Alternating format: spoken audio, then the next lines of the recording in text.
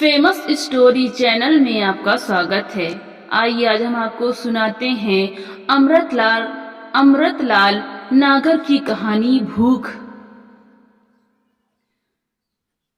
अमृतलाल नागर 19वीं सदी के हिंदी साहित्य के महत्वपूर्ण लेखक थे, जिन्हें अक्सर प्रेमचंद का साहित्यिक वारिस माना जाता है। उनके लेखन की विशेषता थी यादगार चरित्रों का सृजन, जो पुस्तक पढ़ने के बाद भी देर तक पाठक के दिलो दिमाग पर अपना प्रभाव छोड़ते थे।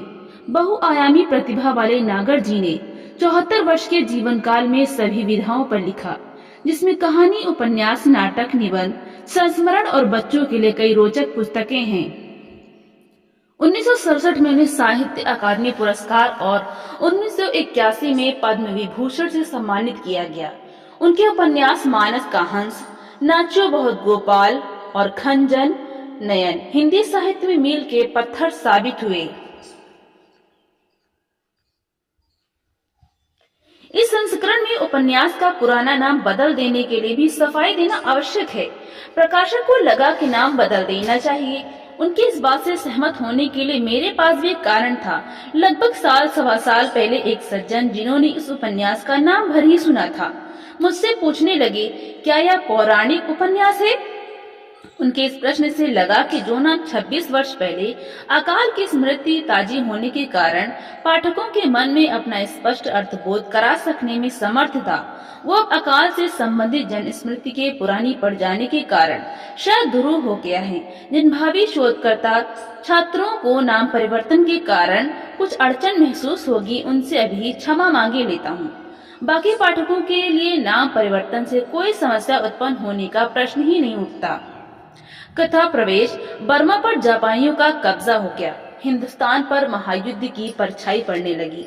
हर शख्स के दिल से ब्रिटिश सरकार का विश्वास उठ गया। कुछ होने वाला है, कुछ होगा, हर एक के दिल में यही डर समा गया। यथाशक्ति लोगों ने चावल जमा करना शुरू किया। रईसों ने बरसों के खाने का इंतजाम कर लिया। मध्यवर्गीय नौकरपेशा गृहस्थों ने अपनी शक्ति के अनुसार 2-3 महीने से लगाकर 6 महीने तक की खुराक जमा कर ली। खेतिहर मजदूर भूख से लड़ने लगा। व्यापारियों ने लोगों को कम चावल देना शुरू किया। हिंदू और मुसलमान व्यापारी और धनिक वर्ग अपनी अपनी कौमों को थोड़ा बहुत चावल देते रहे। खेतिहर मजदूर भीख मांगने पर मजबूर हुआ। शुरू में भीख दे देते थे, फिर अपनी ही कमी का रोना रोने लगे। दया दान की भावना मरने लगी। भूख ने मेहनत मजदूरी करने वाले ईमानदार इंसान को खूंखार लुटेरा बना दिया। भूख ने सतियों को वेश्या बनने पर मजबूर किया। मौत का डर बढ़ने लगा। मौत का डर आदमियों को परेशान करने लगा, पागल बनाने लगा, और एक दिन चिर आशंकित, चिर प्रत्याशित मृत्यु भूख को दूर करने के समस्त साधनों के रहते हुए भी भूखे मानव को अपना आहार बनाने लगी। तब आशावादी मानव कठोर होकर मृत्यु से लड़ने लगा। उपन्यास का प्रारंभ यहीं से होता है। कहानी है भूख।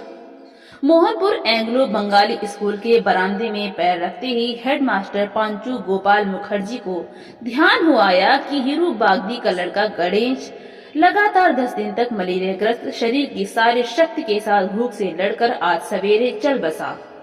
पांचू ने अपने दिल पर एक गहरा धक्का महसूस किया। उसे लगा जैसे कि आज उसका स्कूल मर गया। 4 दिनों के अटूट उपवास और काले भविष्य की चिंता भी जो आघात उसे न पहुंचा सकी थी, वो सहसा गणेश के मरने की खबर से उसे पहुंचा था। लगा जैसे मौत बहुत निकट से उसे अपना परिचय देने के लिए आई हो। अकाल की ना हल होने वाली समस्या क्या होगा? प्रश्न के साथ सारी मानसिक और शारीरिक शक्ति छीनकर घोर अंधकार के कल में जब उसे फेंक देती थी, तब वो मोहवश अपने आने वाले कल को ठीक ठीक देखना पाता था। लेकिन आज गणेश की मृत्यु ने सहसा उसकी और उसके परिवार के आने वाले कल की तस्वीर उसके सामने लाकर खड़ी कर दी थी। आंखों के आगे अंधेरा छा गया। सहसा पांचू को किसी सहारे की जरूरत महसूस हुई।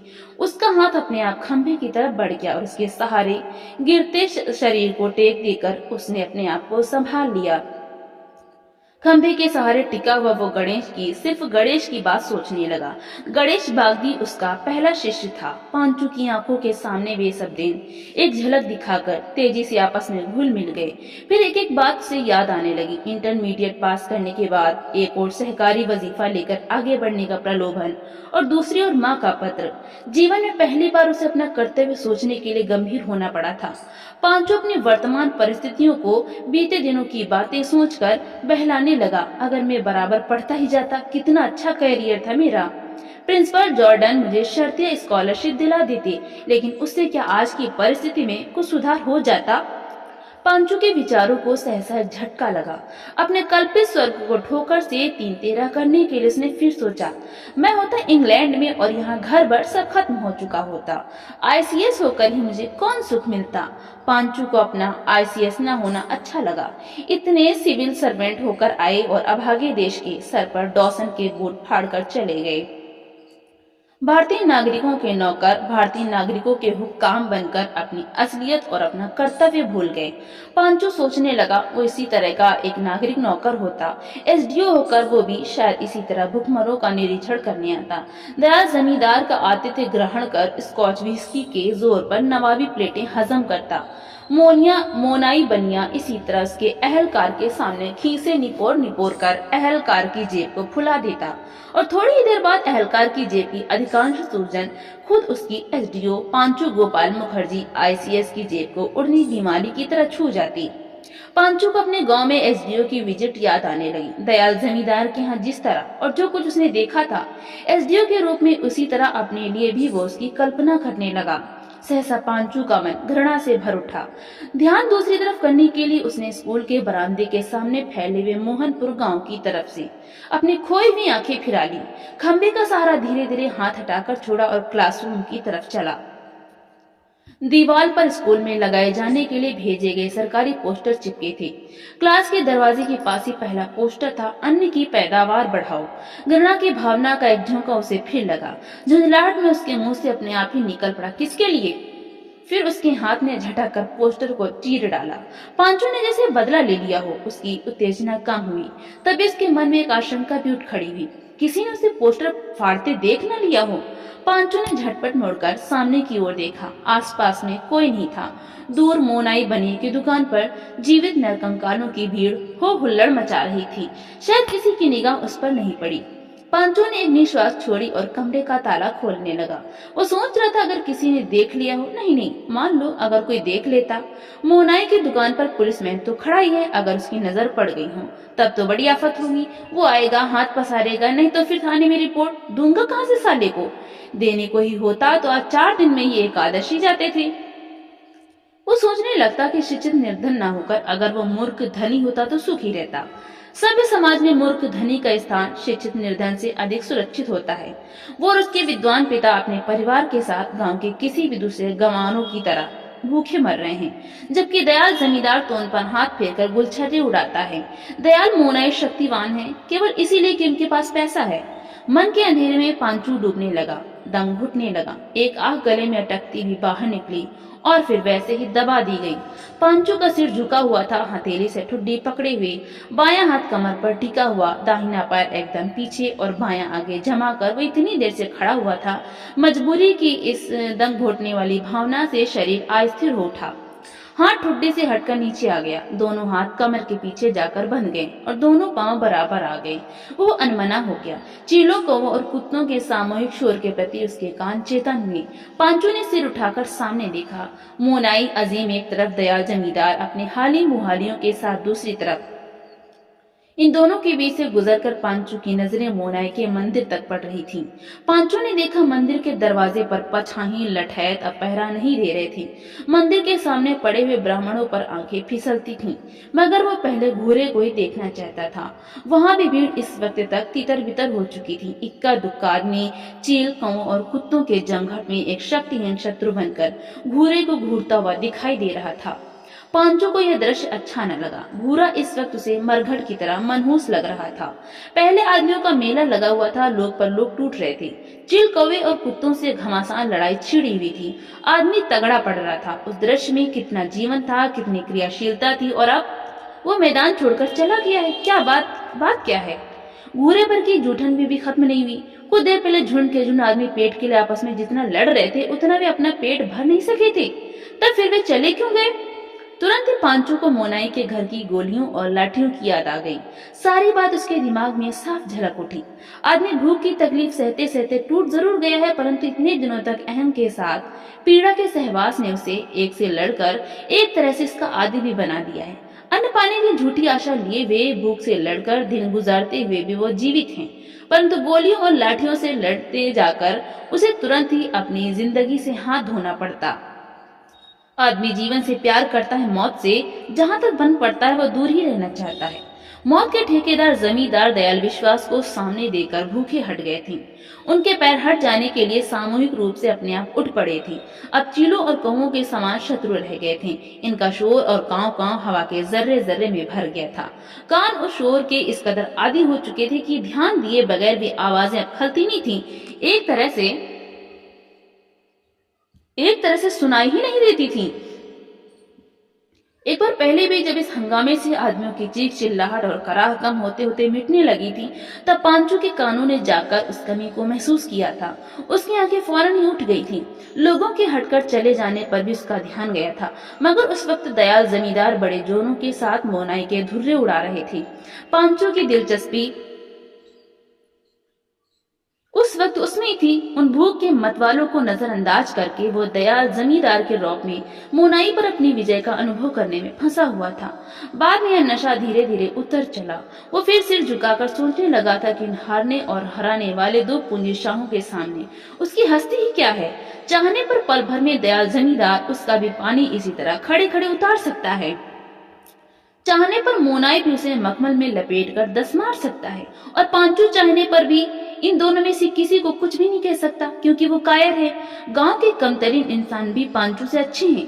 वे दयाल ने मोनाई की सलामती खुशामती तो नहीं करते। कोल्हू के बैल की तरह हीनता के चक्कर में घूमता हुआ पांचू अपने अपाहिजपन से खींच उठा, लेकिन इस हार शर्म और बेचैनी से भागकर वो जा ही कहां सकता है। अपने अंदर से वो इस गतिरोध को क्यों कर दूर करे। उसके दिमाग की ऊपरी सतह में अनेकों उखड़े उखड़े से विचार तालाब के साफ पानी के अंदर तेजी से आती जाती कतराती हुई मछलियों की तरह झलकते तो थे, मगर चेतन बुद्धि की पकड़ में वे नहीं आ रहे थे। पांचू विचार शून्य सिर झुकाए खड़ा था। दयाल जमींदार पांचू से अपनी पब्लिसिटी कराने का निश्चय कर उसकी ओर देखने लगे। उन्होंने सोचा किसी गहरे ख्याल में डूबा हुआ है। उसका ध्यान अपनी ओर आकृष्ट करते हुए दयाल जमींदार बोले, देख लिया मास्टर, ये हैं अपने देश भाई। लाखों चूसकर 51 रुपए की गुठली थूक रहे हैं, जैसे देश पर बड़ा भारी एहसान कर रहे हो। कहते हुए दयाल ने रुपयों को पैर से ठुकरा दिया। तैश में आकर बोला, 4 पैसे कमाकर नवाबजादा हो गया साला। वो दिन भूल गया जब घर में खाने के भी लाले पड़े हुए थे। मोनाई सिर झुकाए हाथ जोड़े चुपचाप खड़ा था। दयाल कहते गए, एक तो सड़ा हुआ अन्न खिलाकर इतने ब्राह्मणों को मौत के मुंह में डाल दिया, और अब 51 रुपए देकर घनश्याम दास बिड़ला बनना चाहता है। कमीना, इससे पूछो भला 51 रुपये में डॉक्टर के अपने हाथ मां से जिलाए गए थे मरीजों को। नूरुद्दीन का इशारा तुलसी को खुले विद्रोह के लिए प्रेरित कर रहा था। तुलसी माँ के शरीर से चिपक कर दबी जा रही थी। रो रो कर पार्वती माँ गुहार कर रही थी, अरे मेरी आबरू गई, हाय सुनते हो, तुम्हारे बेटे ने मेरी आबरू ले ली, मैं भी जाऊंगी। सहसा तुलसी चीख उठी और पूरी ताकत लगाकर माँ की बाहों के बंधन को तोड़कर उन्हें धक्का देते हुए तुलसी नूरुद्दीन की तरफ गई। पार्वती माँ का रुदन सहसा स्तंभित हो गया। वो आंखें फाड़कर तुलसी को देखने लगी। तुलसी के पास जाने के लिए पार्वती माँ के प्राण शरीर का मुंह त्याग कर निकल आए। शिबू चावलों के पास बैठा हुआ पहली मुट्ठी फांकने जा रहा था। वो चौंक कर तुलसी को देखने लगा। नूरुद्दीन बड़ी बहू का हाथ पकड़कर खड़ा हो गया। तुलसी के लिए उसने मुस्कुराकर दूसरा हाथ बढ़ा दिया। शिबू कच्चे चावल चबाना छोड़कर सहसा उठकर लपका। नूरुद्दीन अपने बचाव के लिए सावधान हो गया। शिबू ने पास आकर गिड़गिड़ाते हुए कहा, नूरुद्दीन इतने चावल? इसके चावल? नूरुद्दीन अकड़ा, किसके चावल जी? उंगली के इशारे से तुलसी को बताकर गिड़गिड़ाते हुए शिबू चावल मांगने लगा। नूरुद्दीन दोनों औरतों के साथ दरवाजे की तरफ बढ़ते हुए बोला, अबे कैसे चावल? ये तो अपनी खुशी से जा रही है।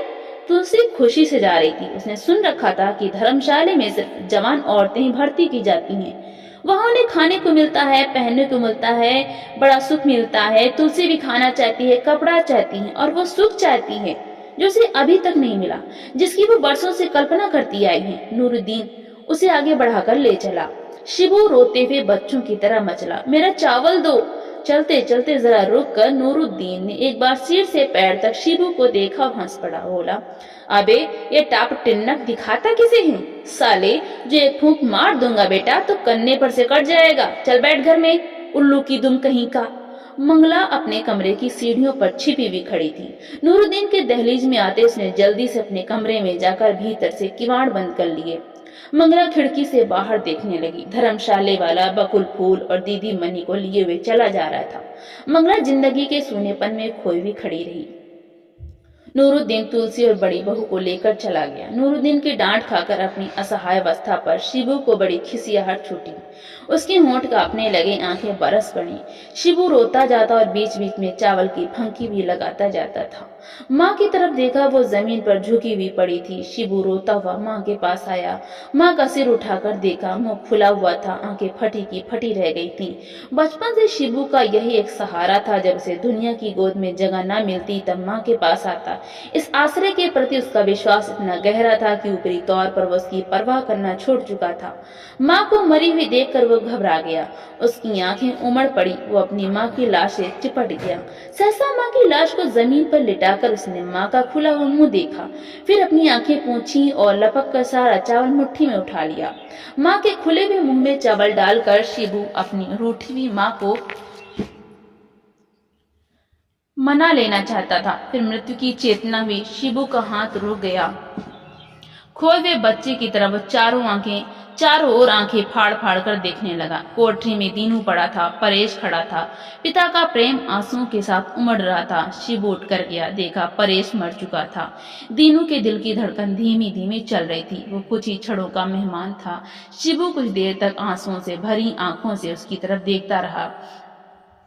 अचानक उसने बच्चे के अधखले होठों में थोड़े से चावल डाल दिए और उठ खड़ा हुआ।